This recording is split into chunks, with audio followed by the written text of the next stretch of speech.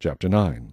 Now David said, Is there still anyone who is left of the house of Saul, that I may show him kindness for Jonathan's sake? And there was a servant of the house of Saul, whose name was Ziba. So when they had called him to David, the king said to him, Are you Ziba? He said. At your service.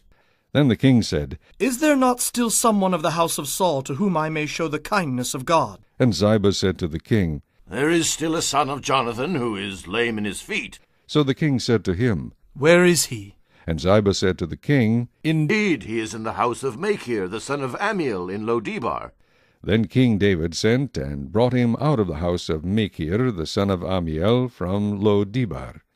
Now when Mephibosheth, the son of Jonathan, the son of Saul, had come to David, he fell on his face and prostrated himself. Then David said, Mephibosheth?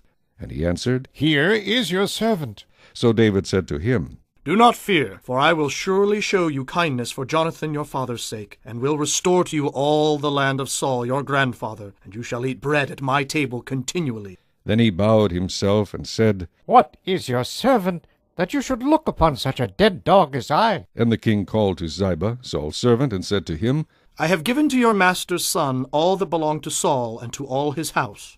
You therefore and your sons and your servants shall work the land for him, and you shall bring in the harvest, that your master's son may have food to eat.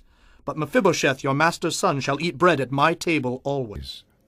Now Ziba had 15 sons and 20 servants.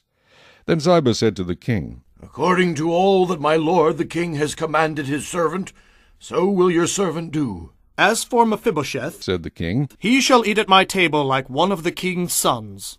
Mephibosheth had a young son whose name was Micah, and all who dwelt in the house of Ziba were servants of Mephibosheth. So Mephibosheth dwelt in Jerusalem, for he ate continually at the king's table, and he was lame in both his feet.